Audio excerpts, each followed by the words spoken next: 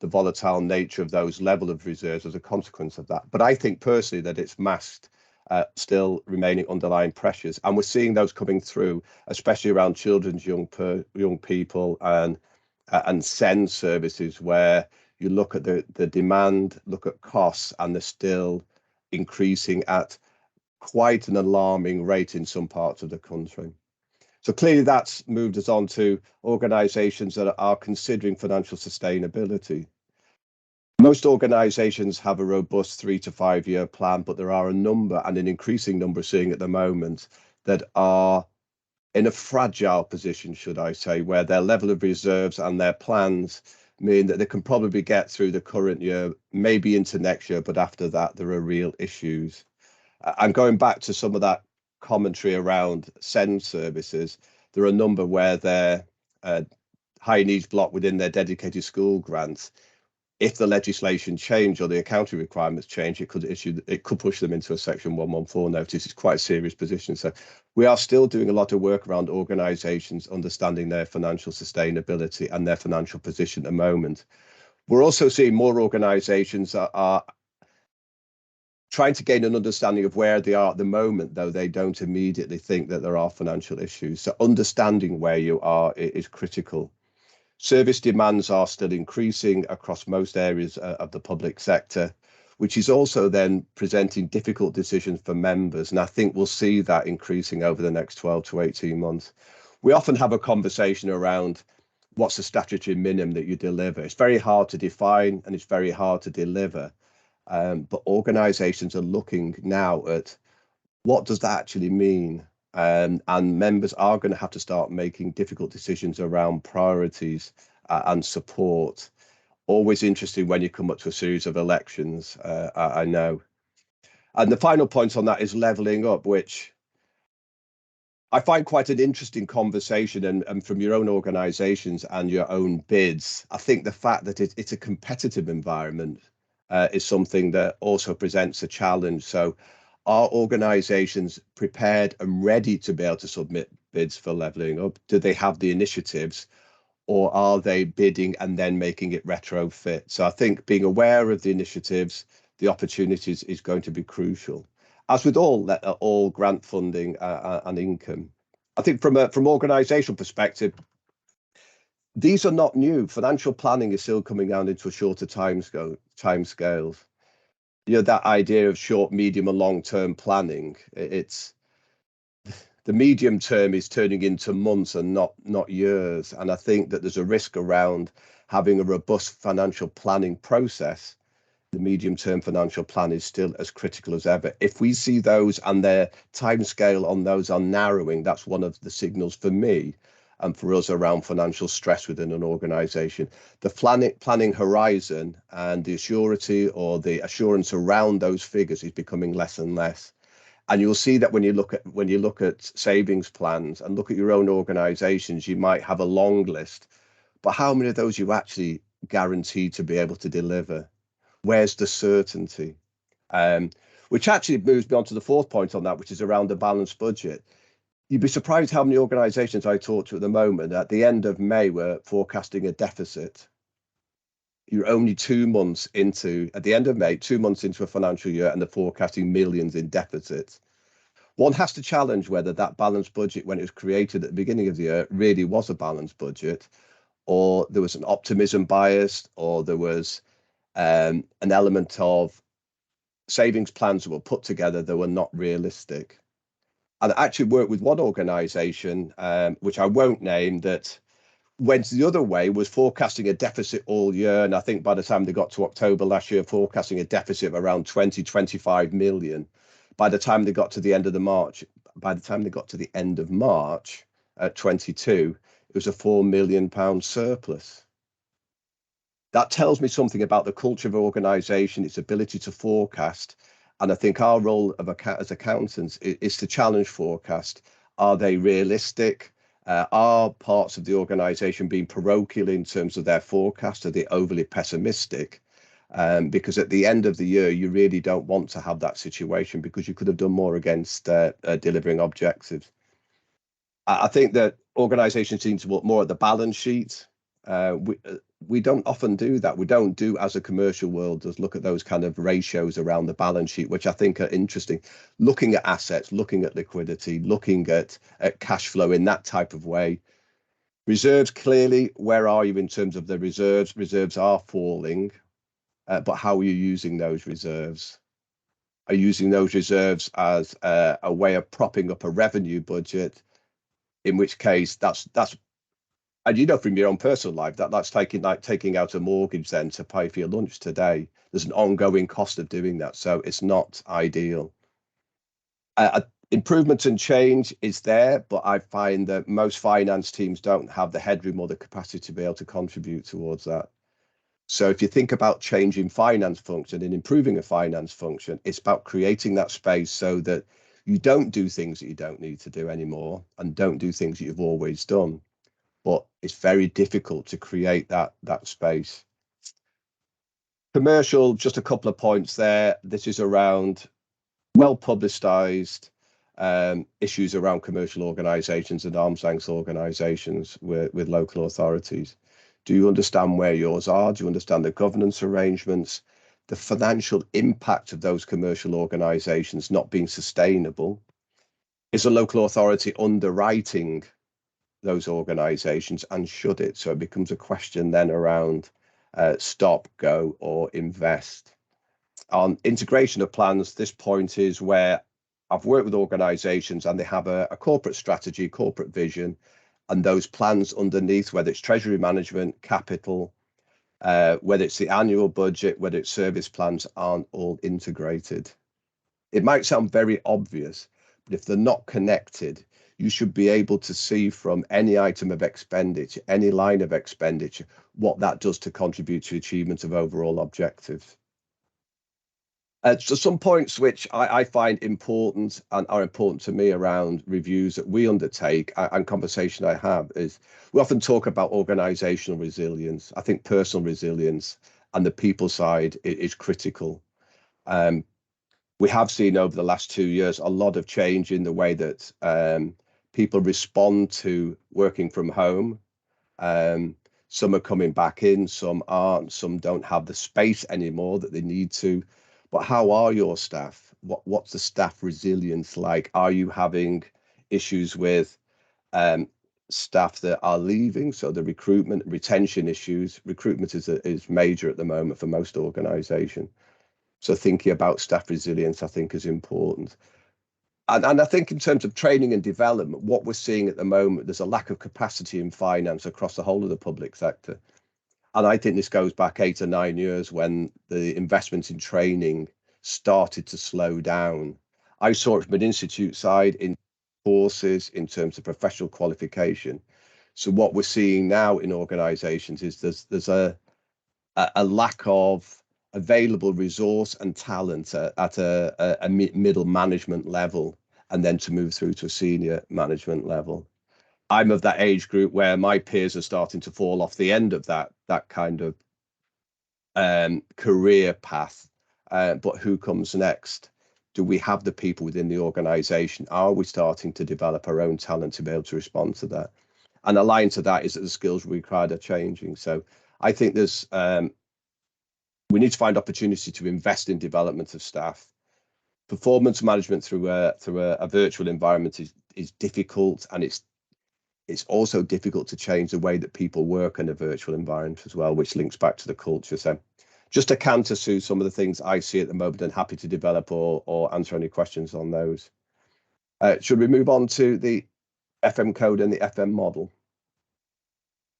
I'm guessing all of you know about the FM code, and some of you will know about the financial management model. These are two totally different things, but the basis is exactly the same. It's around sound financial management, sound financial governance, and they're based on a series of principles of best practice. So if you look at the financial management code, first of all, so this was introduced, I suspect goes back to the days of Northampton, where there were lots of questions when you look backwards about why things happened the way they did. Interestingly, in Northampton, so if you think about that, there was a request going back before it hit the press and got all that intervention. Northamptonshire made a request to the then department that they wanted they couldn't deliver a balanced budget, so they wanted to agree a deficit budget, which clearly is illegal.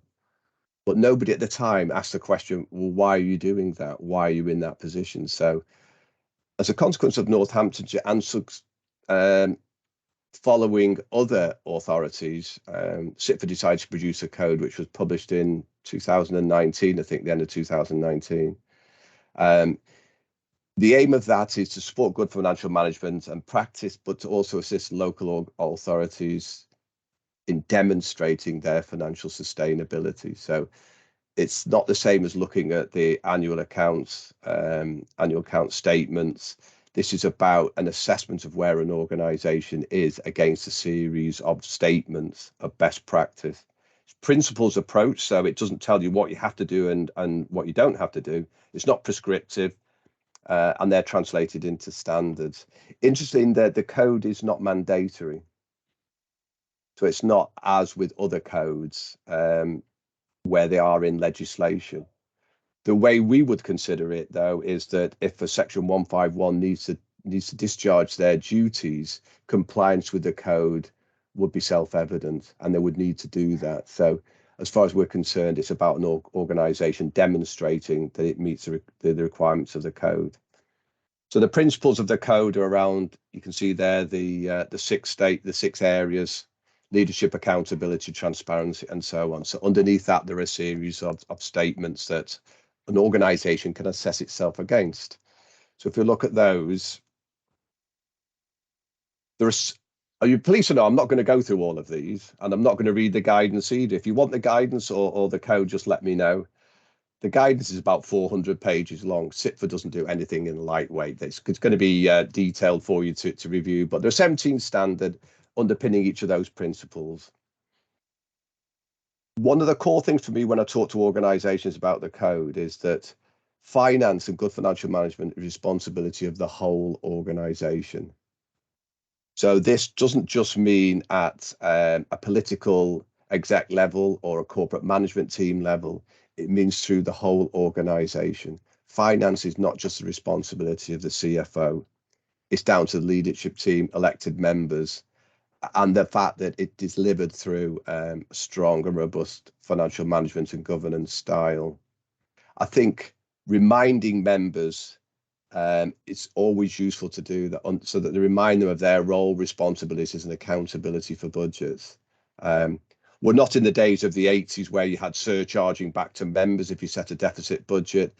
But in theory, if members behave in an inappropriate way, there is recourse back if you don't deliver a balanced budget, or they make decisions that cause the organisation to go into a deficit or potential deficit situation. So reminding members whenever you can about their role and responsibility and the code, I think, is important. In terms of assessment, organisations, I think it's from 21-22 was the first year where organisations should undertake an assessment of their compliance. It's important that the review is organisational wide, that all parts of the organisation are engaged as part of that, but importantly, there's an evidence base around that. So similar to the conversation we'll have a moment around the model, this is about, if it's being led by the CFO and you're leading that process, then talking to the right people, having the right level of engagement with people, but making sure that the evidence underpins that. Where this has been weak, and I've seen in organisation, it's where the CFO has taken an opinion themselves on where an organisation is against each of those standards. Most will go through each standard and RAG rate them so that they will get an opinion and provide an opinion back to the organisation about where they are. And if they're green, amber or red, a supporting commentary around each of them. Given there are a lot of standards, it makes collectively, it will give an overall view, but it will highlight areas for development as well. Again, on reporting, it's not prescriptive. My view would be that you probably undertake the review any time in the year, but whenever is good, but it needs to be done before the end of the year. So the autumn is often popular for that. Undertake the review, as I say, as wide as possible and plan it so that you have a good response. report it back to audit and governance committee, so that can be part of their assurance program, and also consider including it within the annual governance statement. Some CFOs also refer to that in their budget statement. It's can't remember what the statement number is. It's 31. Somebody remind me that is produced as part of the budget and will refer to compliance with the code as part of that. Do you want to move on to any questions just on the code? Whether you understand it, whether you need more information, whether you've got questions around how your organisation is doing it. If not, I can pick those up later. I can't see any, Tim, if that's okay. Yeah, I think you're happy to move on. No hands and nothing in the chat, but kind of feel free to pop things in as and when. That was either extremely good or extremely boring, and people have switched off one way or the other. So we'll move on anyway. So the financial management model is a tool that we use to support an organisation in assessing where it is against financial management and governance. It uses, again, a series of questions and statements. It's a diagnostic tool, essentially, but it provides an independent assessment of where an organisation is, and as a consequence of that, areas for improvement or for change.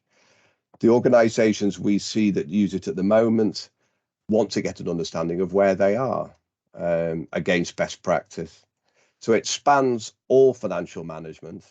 It's not just a finance team, it's the whole organisation. So it would cover strategy, audit, as you can see there, reporting, stakeholders, and the engagement with an organisation is across the whole of that. So it's not just about looking at the finance team, though the finance function and how it's delivered is an element of that assessment. So whether it's internal to the finance team or whether it's to budget holders, the relationship with budget holders, those types of things will all get picked up. So it concentrates on financial management capability, but also capacity across the organisation. The model is split into 4 areas. So it talks about leadership, people, process, and stakeholders, which are fairly logical, I think, from most people's way of analysing an organisation. So how does it work? There are 30 statements, and with each of those statements, so you have those 4 areas, leadership, people, process, and system, stakeholders, sorry. So within each of those 4, you have a series of statements. Some have more, some have less. And then underneath each of those statements, you have over 300 questions. So they reflect those dimensions, but also they look at it from not just those dimensions, but thinking about accountability, performance, and change and transformation. So if you're looking at financial management governance, from a transformation perspective, does the organisation support that? What we tend to find is that most organisations are strong on accountability, not bad on performance, and transformation is the weaker area. So they're concentrating on what you expect to be key and core business as usual. We undertake a series of interviews across the organisation, everybody from a chief exec leader cascading through the organisation. Undertake a review of documents, key documents, things like the medium-term financial plan, reporting, policies, and there's also a survey that will go out to a number of staff. The reason we use three elements as part of the review is to triangulate information. Because when you talk to somebody that can tell you one thing, you can look at a policy, it will tell you something else. And then when you listen to staff through a survey, it'll give you a different opinion again. So it's about triangulating that information. What we do then is we crunch all of those through inputting our findings into the model, and then it produces a score for each statement. And each statement can be, the responses are you either achieve it, you don't achieve it, you can partially achieve it, or you don't know. But a score is then determined. And then we roll that up for an organisation, and now we have a rating between 0 and 5. 5 being the highest and 0 being the lowest. From my experience, I think that most organisations fall into 2, some into 3. We have I've had the odd one that's 4, none that are being and none that are 5. What's quite interesting, in the past, we used to let organizations undertake this model and assessment themselves. And when we did that really recently with a number of police forces, actually most police forces, we had quite a number of 5s that came out as part of their assessments. A lot of 4s, number of 5s, and probably no 0s or 1s. So it gave us the impression then, and probably that's why the independence is right, that marking your own homework isn't necessarily a good practice. So at the end of that, we'd also produce a narrative report commenting on each of the statements, key things that we find out, overall rating, and then some suggestions. It's not a roadmap that we would design for an organization, but with the organization to show these are the things that they could do. And we'll probably talk about that when we talk about Birmingham and their experience, which I think is a great illustration of how you use the model. So have a model review undertaken, an action plan, revisit, but you can use that action plan and the model to determine where the priorities are and where you need to invest time and energy to get the biggest impact to increase that score. And to be honest, the score is not the most important thing. The score is interesting and it helps you compare and it's a benchmark.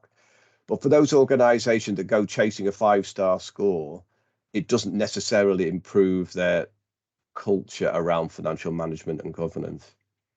So that's the output. You can see that. That's an example of one of the pillars, which is leadership, and one of the horizontal bars, which is around delivering accountability. So as an example of a statement, L1, the score, and remember there's a number of questions that would have arrived at that score, and then that moves into the matrix then, which shows that leadership, delivery, accountability scores are 4.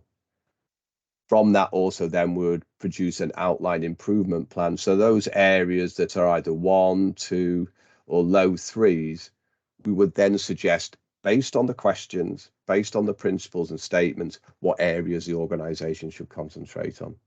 And I think the last slide on this one, Tim, is just that kind of pyramid, which shows that most organizations will drive accountability. So that's that bit about you do the basics right, the stewardship role right, the reporting's right.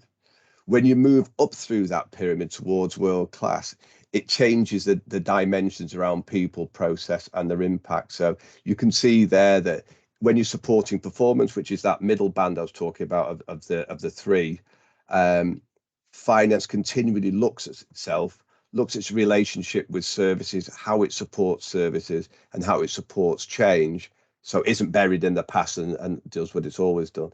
And the third element there, as you move towards world class, is that finance is at the heart of change. It supports change, which is entirely where it should be. But it adds value. It knows where it adds value, and where it doesn't, it makes a decision about what it's going to do. And the model will provide all of that kind of insight for an organization that wants to then go through a change and improvement program, which in itself, as I said right at the outset, is a healthy way of viewing the organization. I'm going to leave it there. I haven't got a slide after that, have I? I don't think. I think that's it. So No, I think that's the final one. Perfect. Thanks very much, Chris. Happy to take any questions. Oh, there aren't any. Everyone might be saving them towards the end, so I'm sure we can come back around. Bruce, did you want to come in? Bruce.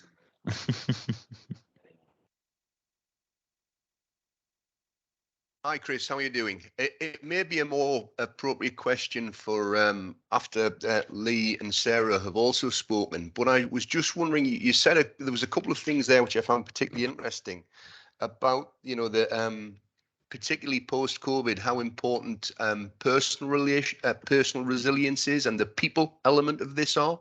And I just wondered if it's appropriate at this stage just to outline how the FM model captures that, or how effectively it captures that. It won't capture specifically the impact, but what it does do is looks at the capability and capacity of a finance team, and also with budget holders as well. So you can often find that remote working has an impact on people's performance. You can also find that you end up with increased numbers of single points of failure where you wouldn't have had in the past. You wouldn't necessarily go into absence or sickness or those types of areas, but COVID has had an impact in recruitment, retention, people's desire to move, in geographically organisation, but also in terms of their terms and conditions as well. So for me, it's about the capacity and capability within a finance team and the broader organisation. And if it's had an impact, then it's likely to be on the output and performance. But one thing we might come back to is how you remote performance manage people, and how you know what is the right thing for them to do and how do you develop change as a consequence of that. But thanks, Bruce. Yeah, Nice to see you too. No. Yeah, okay, we'll pick that up later. Okay, thanks. Perfect. Any more questions for Chris before we move on? Can't see any other hands. So we should have enough time for further questions later on. So I'll hand over now to Sarah. Thank you. Hi, everybody. Nice to see you all here. I'm the Director of Finance, Deputy Section 151 Officer at Birmingham. And it's really nice to be in the north, even if virtually. For those of you that don't know Birmingham, and I think we've kind of been splashed all over the headlines this coming week because we've got the Commonwealth Games, so it's a pretty exciting time here. But Birmingham is the largest local authority in Europe. We serve over 1.1 million people. We have a gross revenue budget of 3.8 billion, 530 million annual capital budget. We're a very young city, and probably most ethnically diverse outside of London. But we also face some of the largest wealth disparities in the UK. So we're a pretty impoverished city. 20% of our population are in the top 10% most deprived in the UK, and 40% of our children in poverty. So we're one of the core cities for that reason. I just thought I'd give you a little bit of context. My journey into Birmingham, so I've been in Birmingham 2.5 years. I joined 6 weeks before the COVID lockdown.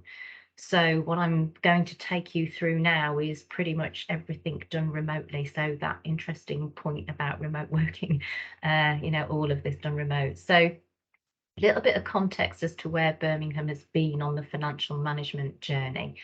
2017-18, the external auditor delivered an adverse VFM conclusion on the 17-18 accounts.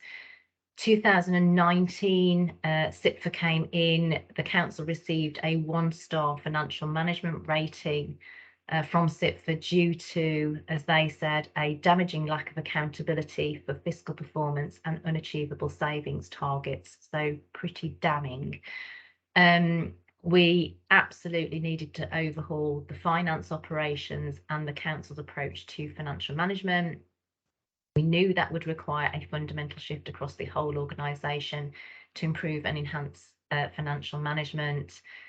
By late spring of 2021, Birmingham had gained a top quartile 3-star financial management rating from CIPFA.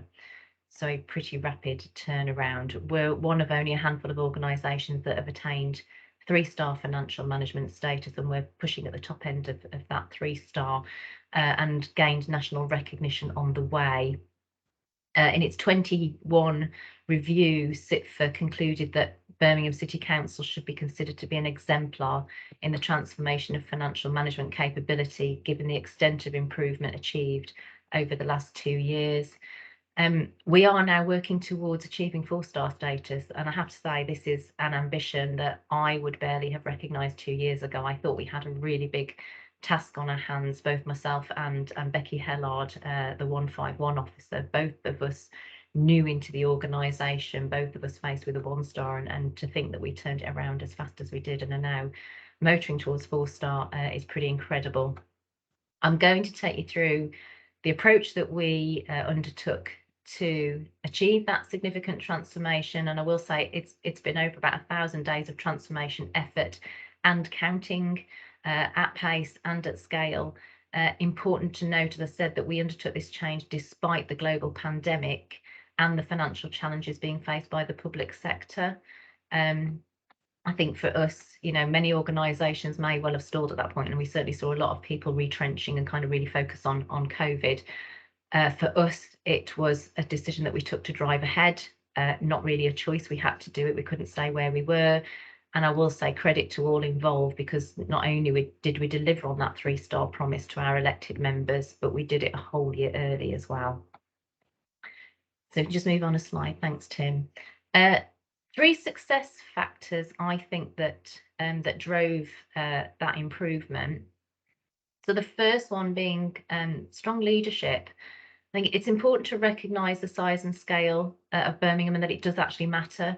Making change in an organisation the size of Birmingham is pretty demanding, and particularly with an instability in senior management. I mean, I've been there 2.5 years, and I think I've had 5 chief execs in that time. We've now finally recruited a permanent chief exec, but you can kind of understand the flux that happens when you've got change at that top layer. So recognising doing all of this in that flux is also important. It was really important to join up with where the organisation was going as a whole. Otherwise, we wouldn't have got the change to stick, and it wouldn't have been embraced. So, you know, those real joined up conversations, so we're all on the same path. We took the entire organisation on the journey to review and improve budget holder capabilities and to strengthen decision making. So we didn't leave anybody behind in that. Financial management, as Chris was saying, is not just applicable to how the finance team functions.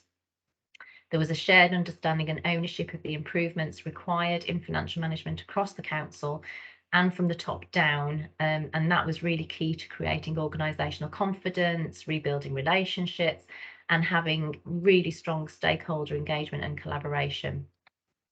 Both myself and Becky Hellard were absolutely personally committed to and led this change. From our perspective, this was the day job. Essential that we created the right environment for that change. And Rob Whiteman, CIPFA Chief Executive, commented that we had a sustained focus on improvements. We established a co-produced best-in-class vision for change and improvement.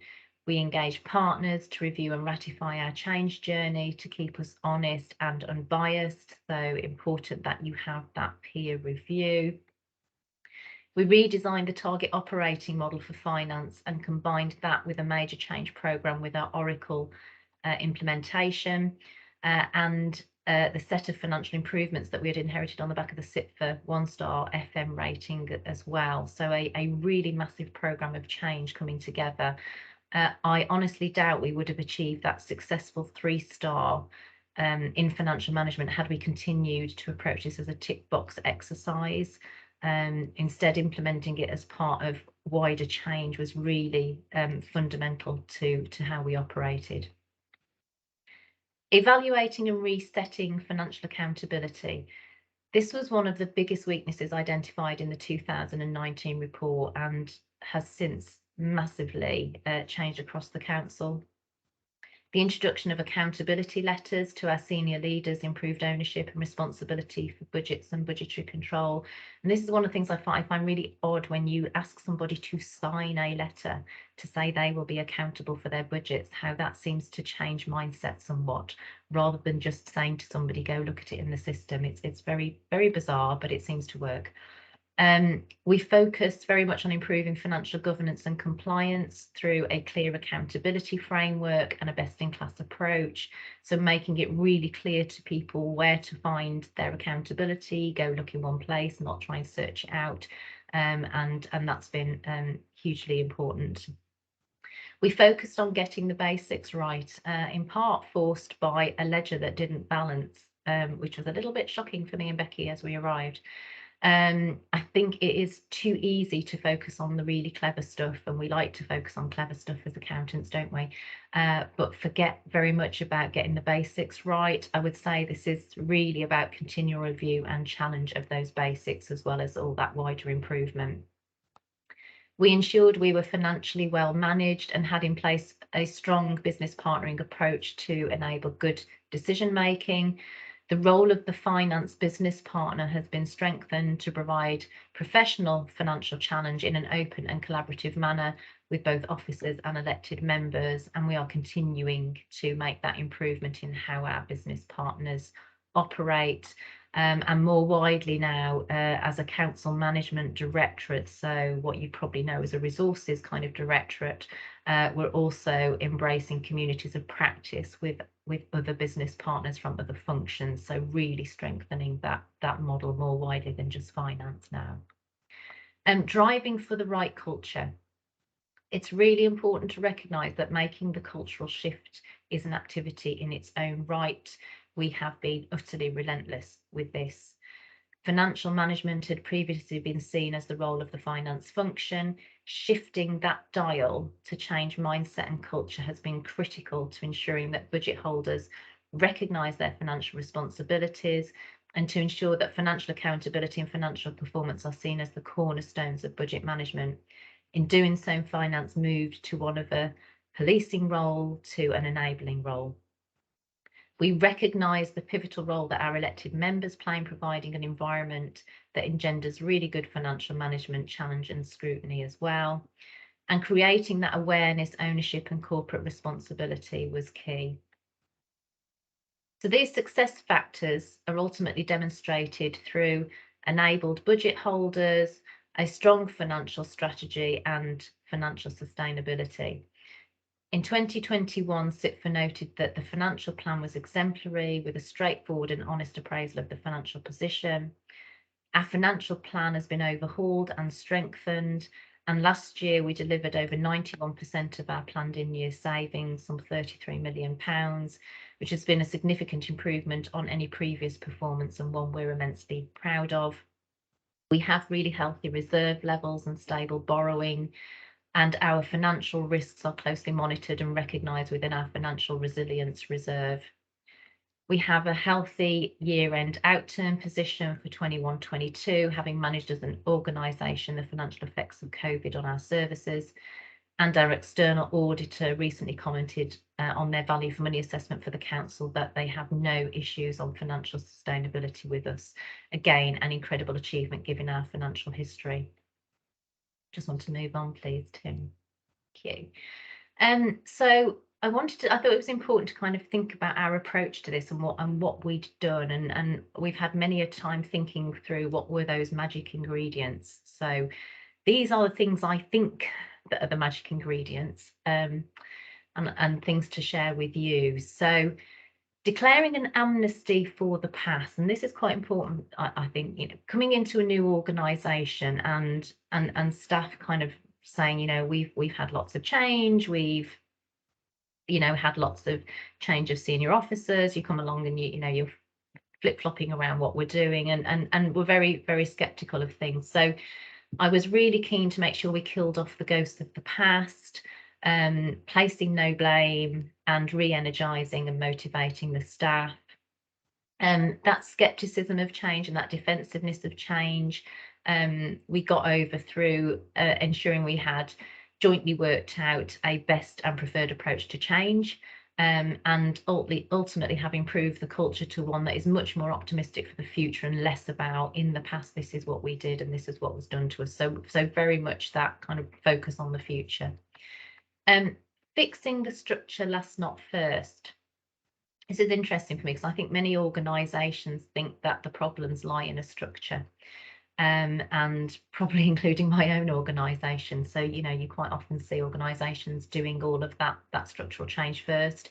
I haven't done that. It wasn't the first thing I've done at all. And instead, I've worked within existing structures. I've worked across finance. I've empowered the teams to work together and across disciplines. That's enabled the pace of change where I think restructuring wouldn't necessarily have addressed the fundamental and underlying issues, and quite probably would have slowed down the change. I've focused on getting the best from our workforce, investing in them and the tools that support them. So we've focused on staff development and enhancing the skills of the finance team as well as our budget holders. Not focusing on the structure first doesn't prevent recruiting for sustainability. So the whole time I have been driving a massive recruitment campaign and ensuring we have the right capacity and capability for now and the future to continue to drive continuous improvement, but also to ensure that improvement is sustainable. Our transformation journey, I think, has probably made Birmingham an enticing proposition for future employees, and we're certainly, as we're going through that campaign now, you can hear the conversation with potential recruits who are quite excited about the prospect of coming to Birmingham. So it's certainly made a difference in that respect. Leveraging experience.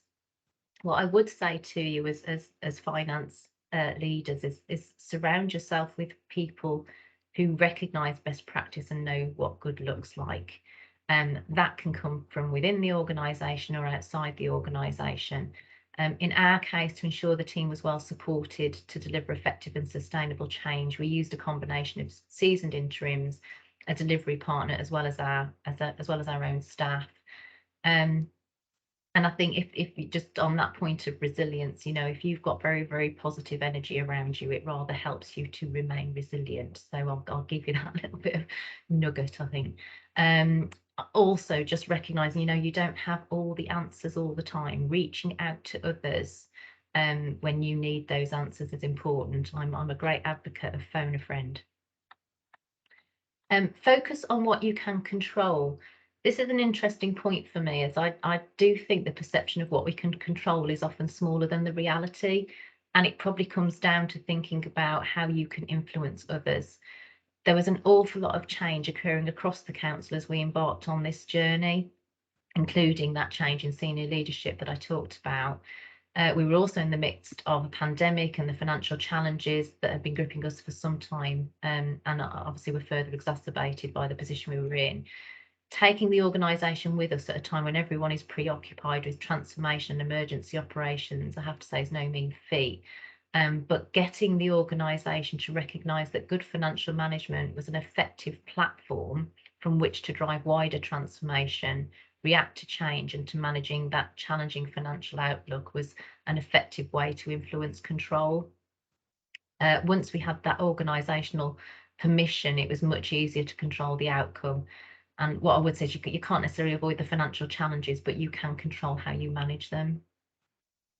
And then promoting accountability. And I've mentioned this previously, but we took every opportunity to engage with our senior leaders, elected members and staff, recognising that everyone across the organisation was accountable for financial management and therefore was responsible for the change required to deliver those improvements.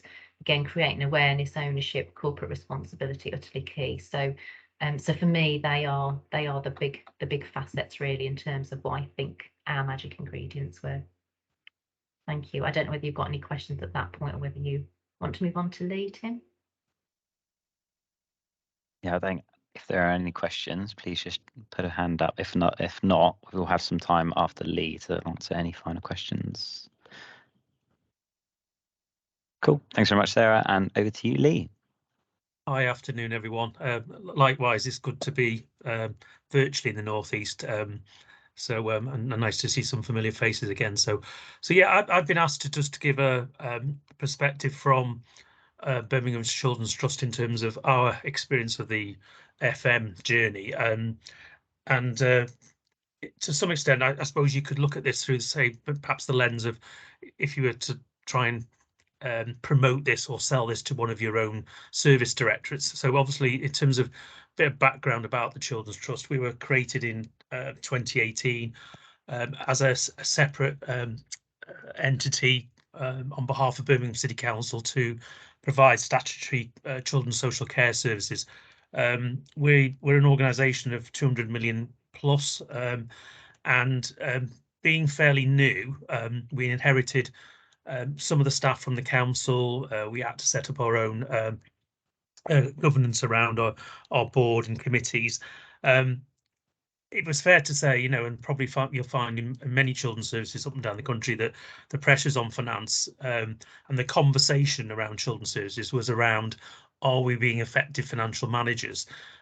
Which was an interesting challenge, because the issue around performance in terms of children's outcomes and Ofsted is one matter, But of course, the value for money judgment is just as important as we know as accountants in terms of how that sits alongside it. And some of Sarah's predecessors were the challenge from the council as the commissioner was, you know, are we making best use of our resources? Are we being reliable in terms of financial management? Now, the background is I was previously the Director of Finance at Doncaster Children's Trust, and we decided to do this some years ago, and it actually really did change the conversation between the Commissioner and the provider trust in terms of financial management. So I went to the council back in 2019 and said, we're thinking of doing this because we think it's the right thing to do, and it will give you assurance as the local authority that that 200 million that you pay over to us, that actually we're managing that in a safe and a resilient way. And at the time, we hadn't realised the council was considering doing this. So actually we said, great, let's do this in parallel. And I think that was a real positive because we were able to learn from each other as we've gone along, and we still continue to learn. And I'll talk a little bit about that later in terms of getting to the sort of 4-star. So we'd already set a transformation agenda as around what we wanted to achieve in terms of children's services, and this, for me, coming back to the points that both Chris and Sarah have mentioned, that it put accountability up there alongside it. So I'm still proud of the fact that within our development plan for the trust today, we still have promotion of financial management accountability strengthening still as a key development strand, a golden strand running through our overall organisation plan. So it's up there with as I said, with children's outcomes.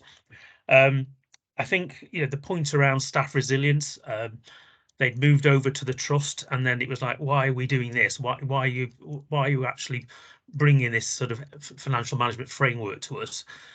So I had to sell it to the staff, and that wasn't an easy job initially in terms of why they were doing this with all the other pressures. But I think if you were to ask them now, and the fact that we got a 3-star initially in late 2019, early 2020, it actually gave them the confidence actually that we were moving in the right direction, and we were already rated at 3-star.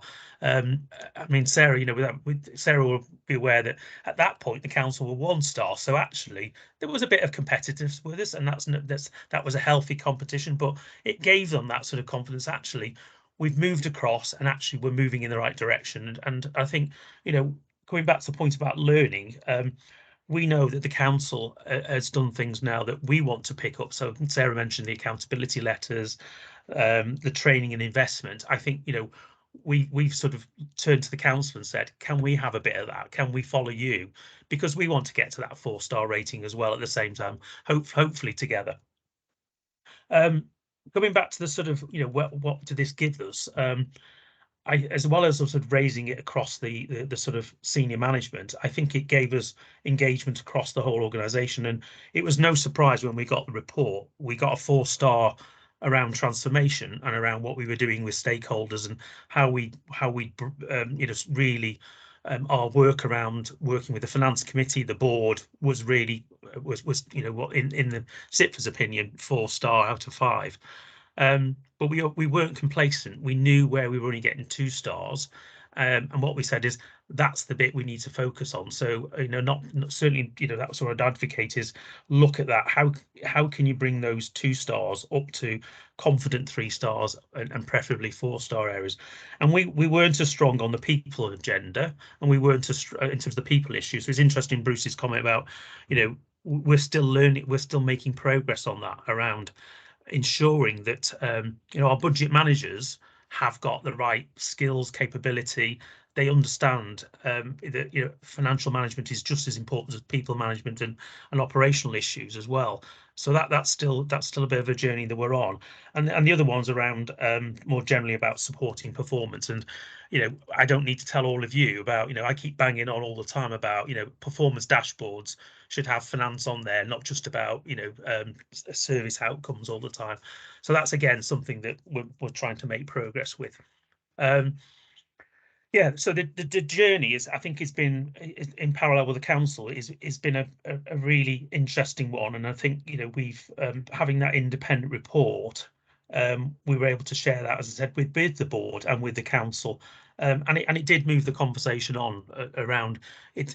Let's focus on, you know, now on the value for money issues rather than do we manage our finances well enough. So as I mentioned, in terms of the stakeholder engagement, you know, that was really, again, a strength, because it gave a voice to managers across the organisation, you know, and I think you've got to be prepared with this. That, you know, and I've said this to the staff, that you might get some feedback about finance that, you know, they might not quite like, but we need to hear that. We need to hear the voice of who we're supporting in terms of our organisation, and I'm sure Sarah could echo that in terms of, you know, it was some hard reality checks back to us in terms of, you know, finance are very good bookkeepers and gatekeepers, but perhaps too much control. It was the culture that we had in Birmingham, that, you know, it was almost corporate finance had a bad name, didn't it? In terms of, whereas now I think we've really shifted the culture, and finance is seen as valued and welcome to the table, and etc. So, and I think in terms of, you know, where we want to be, you know, I totally agree with what Sarah said about, you know, this wasn't about bringing a new structure in for finance to say it's broken. The 3-star cemented the fact that we were moving in the right direction. And as time's gone on, and we're now nearly 2 years on from that, from the FM report, we're, with the launch of Oracle, we're now sort of, again, in parallel with the council, looking at, well, what's our target operating model? So again, we've compared notes on that in terms of what finance of the future should look like. And so in a way, we've taken the staff and the organisation on the journey over those 2 to 3 years. And the fact that we haven't reorganised, we're not until we're planning to now, but the fact we haven't reorganised till year 3, 4 probably was, you know, was gave them some sort of you know, sort of a reassurance, I think, in terms of, you know, that it wasn't going to mean overnight change for them. It was about carrying on with the good things we're still doing. And yeah, as references here, we got KPMG to build on the CIPFA FM work and the Oracle optimization to say, well, you know, what should we look like in terms of the finance function in the future? So I'm confident that, you know, you know, when we asked CIPFA to come back and do a review, that we will have hopefully got to that 4-star. What I would say as a bit of advice is, don't invite CIPFA back until you're ready. So just be honest with yourselves. You know, if it's going to take 2 years to do all of what your action plan, then so be it. And also, if you're, you know, when you look at the rating, I mean, it was interesting what Chris said about police authorities saying, oh, we're 4 and we're 5. Just be honest with yourselves. You know, where we weren't scored, you know, if you look at the criteria around, this is a 3-star in terms of financial planning, but you're not quite there. You're only hitting sort of 70–80% of those evidence bases. Again, I'd say you've not therefore achieved 3-star, because you're not doing everything that it's expected of you that. So just keep it at 2-star, and then you know, obviously it gives you an improvement agenda to try to achieve, and, you know, be realistic in terms of going forward. So, but yeah, certainly from a children's services perspective, and hopefully Sarah will agree, that I think it gave confidence to the organisation. It gave reassurance back to the council as commissioner. So I would advocate, you know, you may have some outsourced providers, or you may have some arm's length organisations. If you were to do this as a local authority, you could bring that family of service providers into that as part of the exercise, because I think it was a good thing to do.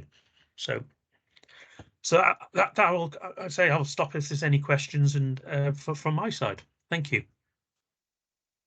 Perfect. Thanks very much, Lee. I'll just take us to the Q&A slide, and then I will also stop the recording now, just so we save that kind of presentation part of the session. So if I press the stop recording button.